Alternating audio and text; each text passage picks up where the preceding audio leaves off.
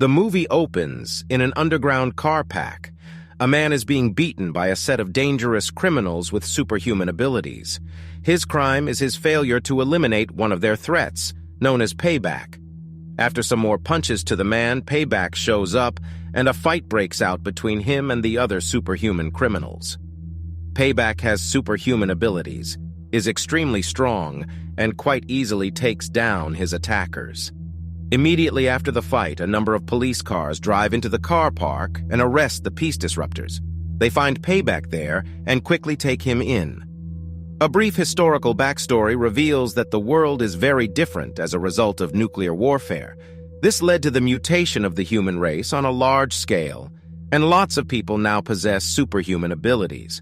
Following the rise of these superhumans and their involvement in crime, the government does all it can to control them, but this doesn't exactly work out well.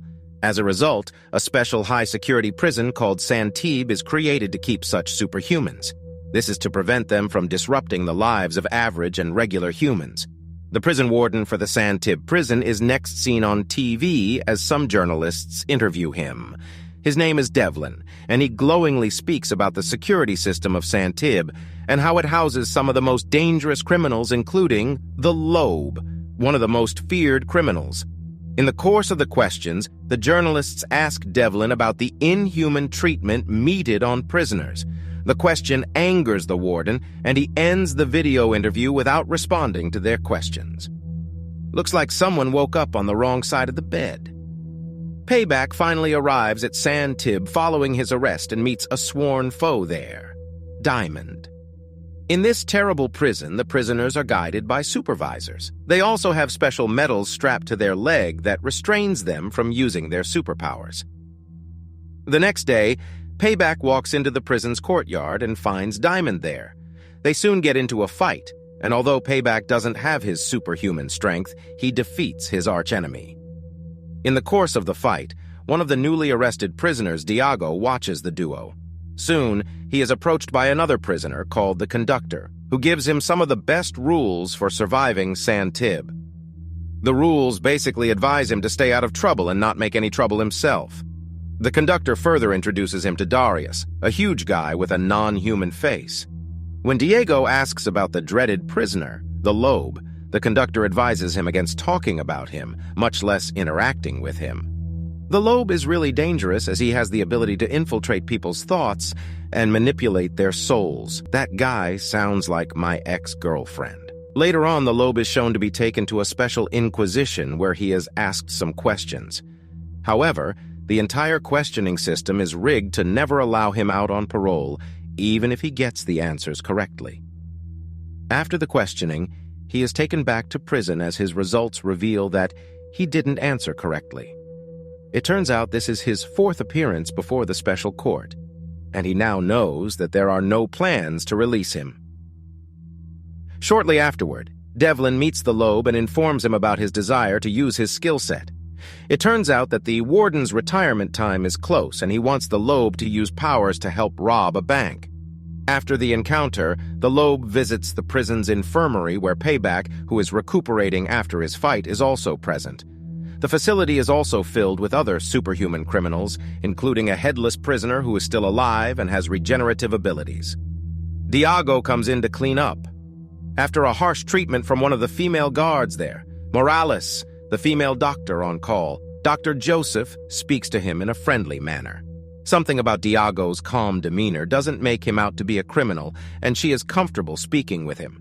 Later on, the doctor goes to see the LOBE, who is also in the infirmary. Payback suddenly opens his eyes and goes to attack the doctor attending to him.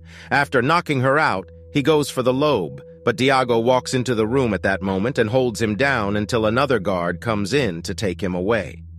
The LOBE is grateful to him for coming to his rescue, and soon the other prisoners hear about Diago's bravery. This earns him the love of the inmates, including the Conductor. One day at the cafeteria, as they speak about his bravery, a security guard gives Darius an item. Darius walks up to their table and takes Diago with him to go and see the LOBE who requested to see him. While here, the LOBE asks for his help. Diago is not exactly sure what the LOBE wants from him, but with Darius standing over him and cracking his knuckles, he asks for some time to think about the LOBE's request. Meanwhile, Felicia, a prison official of San Tib, approaches Warden Devlin with some concerns about the LOBE. When she informs the warden about her concerns, he subtly threatens her with a letter of insubordination to be sent to her superiors, or compensation for her silence. He offers her his position as warden upon retirement or redeployment out of San Tib, and she decides to take up his position as warden after his retirement. Days later, the conductor prepares to go to the special court and eventually gets the long-awaited opportunity to appear before the same inquisition as the LOBE. The Inquisitor deliberately taunts him, provoking him to anger. Again, the system is rigged to make him explode in anger, and so he ends up with his parole denied and not released from prison. This triggers him, and he sinks into depression. Later on, while trying to eat with Diago, he picks up the plastic spoon for his meal, but Darius appears shortly afterward and gives him a metal spoon, the item that he had received from a guard earlier on. Diago notices his strange change in countenance and seeks to know if he is fine. He replies that he is and tells Diago that he will be seeing him later. While this is happening, notes are also been passed around the prison cell, and it is obvious that an uprising among the inmates is brewing. Using the metal spoon from Darius, the conductor carefully takes off his metal brace. Without the metal, he begins to taunt the guard there before plugging a live wire into himself to regain his electrifying abilities. He shoots at the guard with his electrical discharges, and pretty soon there are power surges and outages in the prison. Without power, the guards helplessly stand around as the prisoners fight each other. Felicia and the warden eventually get the prison's backup generator to work, and all prisoners are soon taken back to their cells since their electrical brace is now functional. The conductor runs off to a secluded part of the prison's hospital as he plots his escape. Without warning, Morales strikes him from behind. She calls Devlin to inform him that she has caught the fleeing prisoner, and he instructs her to finish him off. Morales doesn't feel good about this, but the warden insists, and so she is forced to strike him deadly blows until he stops moving, thus ending his life. Soon, the prison authorities put out a statement to the media that the conductor met his end by falling off a height when he was trying to escape the facility. With time running out, the warden grows desperate and takes Diago with him to a section of the prison that exposes people to slow time travel, a harrowing experience. He wants Diago to convince the LOBE to agree to his evil scheme. Later on, he goes to see the LOBE and threatens him by giving him a 24-hour ultimatum. However, the LOBE tells him that moving out such huge amounts of money cannot be done in 24 hours and that he will need some more time to make the transfer. However, he agrees to do the warden's work but asks for the Wi-Fi password of the place. The warden scoffs at the request, but eventually has to give in to it. A mobile device is given to the LOBE to facilitate the planned heist, and the plan is soon put in place. At the same time, electrical audits and repairs are carried out in the prison following the conductor's attack on the prison. The LOBE asks Diago over and asks for his help in his plans. Diago, however, is at a loss over what is happening. He just lost his friend, the conductor, and cannot make any sense of what is happening. However, the LOBE advises to simply work with him as things unravel themselves shortly. Soon, Felicia finds out that Devlin tricked her and that he would not be handing her control of the prison. Instead, he offers the position to another officer, Brody. She confronts him over his deception, but he couldn't care less and asks that she works with Brody instead. With Brody at the helm of affairs, Devlin goes to see the LOBE to initiate the heist. However, the LOBE doesn't only move huge sums of money to Devlin's accounts, but he also tampers with the entire security system in the prison. This causes the prisoners to regain their supernatural abilities, and soon enough, there is chaos in San Tib prison.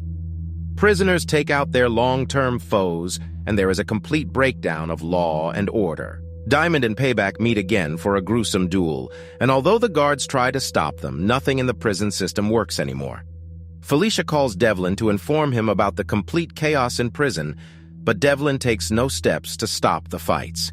He is now retired, and all that he wants to do is retire to a rich and comfortable life. With all of hell breaking loose, Brody is forced to go and reset the prison's security system. However, Diamond follows him to the basement and attacks him there. By some stroke of luck, Brody manages to outwit him and goes to reset the security system. Since the prisoners have their powers back, the LOBE also regains his powers and swaps his soul with Devlin's body before taking over his body. After Brody resets the security system, a guard goes into the cell of the LOBE and the warden and arrests who they assume is the LOBE, but is in reality the warden for disrupting the prison's security. They throw him into the time travel isolation section amidst his cries and protest. The LOBE, who now appears as Devlin, appoints Felicia as the warden afterward, and with her comes reforms and better living conditions for the inmates. With the change in policies, Diago is no longer required to stay in this specialized prison since he has no dangerous superhuman powers, and so he is transferred out. As the movie ends with the LOBE, who is now extremely wealthy following the heist getting his friend Darius out of prison, even as he prepares to live out his last days in affluence. Thank you for watching. Make sure to subscribe and turn on the notification bell so you do not miss our next video.